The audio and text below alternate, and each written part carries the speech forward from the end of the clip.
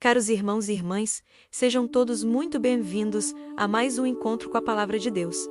Hoje, vamos mergulhar juntos em uma passagem riquíssima, do Evangelho de São Marcos, capítulo 2, versículos de 23 a 28. Este é um momento especial, onde Jesus nos convida a refletir sobre o verdadeiro sentido da lei e o lugar central do ser humano no coração de Deus. Vamos abrir nossos corações para que esta palavra nos transforme. A passagem começa assim. Aconteceu que num dia de sábado, Jesus estava passando por uns campos de trigo. Seus discípulos, caminhando, começaram a colher espigas. Imaginem a cena. Jesus e seus discípulos, provavelmente cansados da caminhada, sentindo fome, simplesmente fazendo algo muito natural para a época, menos colher algumas espigas para comer. Um gesto simples, humano, de necessidade. Mas como era comum, os fariseus estavam por perto, observando, e eles não perdem a oportunidade de acusar. Olha, por que eles fazem no sábado o que não é permitido? Para os fariseus, o sábado era um dia de descanso absoluto, regido por uma série de leis e tradições que proibiam qualquer tipo de trabalho. Colher espigas para eles era considerado um trabalho, uma colheita em miniatura, e, portanto, uma violação grave da lei do sábado. Aqui vemos o primeiro grande ponto de tensão. De um lado, a necessidade humana, a fome dos discípulos; do outro, uma interpretação rígida e fria da lei religiosa, que se esquece do propósito para o qual a lei foi criada. Os fariseus representam uma mentalidade que coloca a regra acima da pessoa, a tradição acima da compaixão. Eles veem a letra da lei, mas não enxergam o espírito por trás dela. E então, Jesus responde. E a resposta dele é magistral. Ele não entra numa discussão legalista sobre o que é ou não trabalho. Em vez disso, ele eleva o debate a um nível muito mais profundo, usando um exemplo das próprias escrituras que os fariseus tanto prezavam. Ele diz: por acaso, nunca lestes o que Davi fez, quando ele e seus companheiros passaram necessidade e sentiram fome? Jesus está se referindo a uma história do Antigo Testamento, do primeiro livro de Samuel. Nela, o rei Davi, fugindo do rei Saul, chega ao santuário de Nob. Ele e seus homens estavam com fome, e não havia pão comum disponível. O único pão que havia eram os pães da proposição, pães consagrados que, segundo a lei, só podiam ser comidos pelos sacerdotes. Mas o sacerdote Aimeleque, vendo a necessidade de Davi, dá a ele os pães sagrados. O que Jesus está fazendo aqui é genial. Ele está dizendo aos fariseus: vocês que se dizem conhecedores da lei, não se lembram desta história? O próprio rei Davi, o grande herói de Israel, em um momento de necessidade transgrediu uma lei ritual, e as escrituras não o condenam por isso.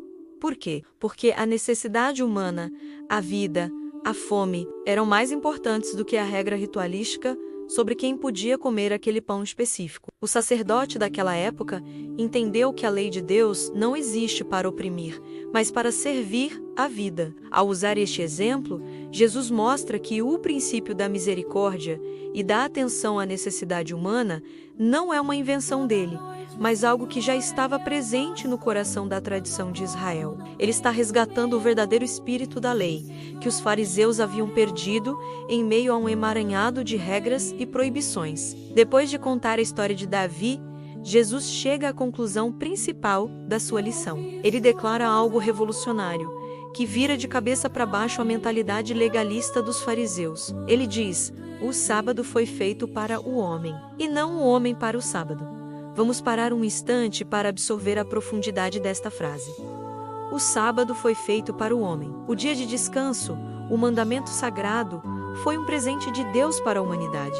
Um presente para que pudéssemos descansar, nos reconectar com Deus, com a família, com a comunidade. É um meio, não um fim em si mesmo. A lei existe para nos servir, para nos trazer vida, liberdade e bem-estar. A visão dos fariseus era o exato oposto. O homem foi feito para o sábado. Para eles, o ser humano existia para cumprir a lei, mesmo que isso significasse passar fome, sofrer ou ignorar a necessidade do próximo. A pessoa era sacrificada no altar da regra. Jesus inverte essa lógica. Ele coloca a pessoa humana, a dignidade humana, de volta no centro. A lei de Deus é uma lei de amor, e o amor sempre se preocupa com a pessoa concreta que está à nossa frente. Isso nos leva a uma pergunta muito prática para as nossas vidas hoje. Quantas vezes nós também não nos tornamos fariseus modernos? Quantas vezes nos apegamos a regras, tradições, costumes, sejam eles religiosos ou não, e nos esquecemos das pessoas? Quantas vezes julgamos os outros com base em normas externas, sem tentar entender o coração, a necessidade, a dor por trás de suas ações? Podemos pensar em nossas comunidades, em nossas famílias, em nosso trabalho. Será que estamos criando ambientes onde a regra é mais importante que a pessoa? Onde a burocracia é mais importante que a compaixão? Onde a aparência de fazer tudo certo é mais importante do que realmente amar e cuidar uns dos outros? A mensagem de Jesus é um chamado constante a examinar nossas prioridades. O que vem primeiro para nós? A lei ou o amor?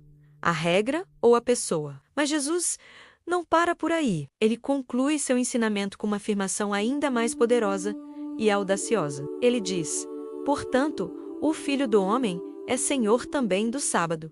Quem é o Filho do Homem? É um título que Jesus usa frequentemente para se referir a si mesmo. É um título com raízes profundas no Antigo Testamento, especialmente no livro do profeta Daniel, que aponta para uma figura divina e messiânica que tem autoridade e poder sobre todas as coisas. Ao dizer que ele é Senhor do sábado, Jesus está reivindicando uma autoridade divina. Ele está dizendo: eu tenho autoridade para interpretar o verdadeiro sentido da lei, porque a lei vem de Deus, e eu sou um com Deus. Eu sei qual era a intenção original por trás do mandamento do sábado. Ele não está abolindo o sábado, mas o está restaurando ao seu propósito original: ser um dia de vida, de cura, de libertação e de encontro com Deus. Essa afirmação foi chocante para os seus ouvintes. Para os fariseus, era uma blasfêmia. Nenhum ser humano poderia se declarar senhor do sábado, pois o sábado pertencia somente a Deus.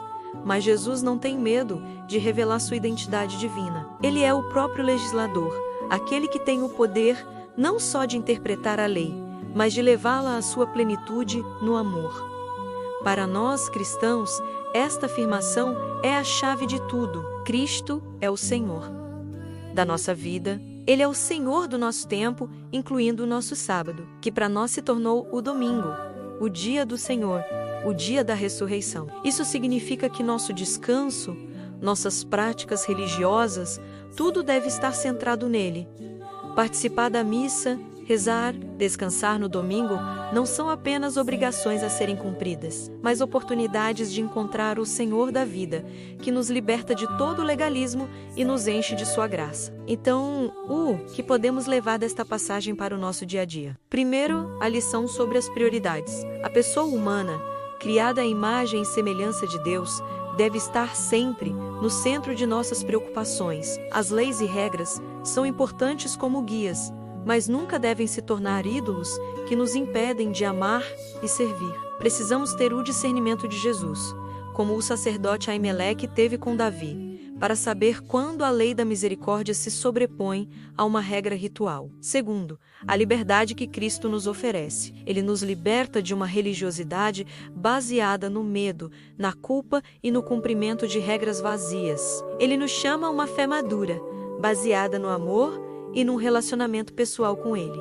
Ser cristão não é seguir uma lista de proibições, mas seguir uma pessoa: Jesus Cristo, o Senhor. É Ele quem dá sentido a tudo o que fazemos. Terceiro, o convite a reconhecer Jesus como o Senhor de todas as áreas da nossa vida. Ele é o Senhor do nosso trabalho e do nosso descanso. Ele é o Senhor das nossas famílias e das nossas amizades. Ele é o Senhor do nosso tempo e dos nossos talentos. Submeter a nossa vida ao senhorio de Cristo significa permitir que Ele ordene nossas prioridades, cure nossos corações legalistas e nos ensine a viver segundo o Espírito do Evangelho, que é o Espírito do amor. Ao final desta reflexão, que possamos pedir ao Espírito Santo a graça de ter um coração como o de Jesus, um coração que não julga pela aparência, mas que vê a necessidade do irmão, um coração que não se prende à letra fria da lei, mas que busca viver o mandamento maior do amor. E um coração que reconhece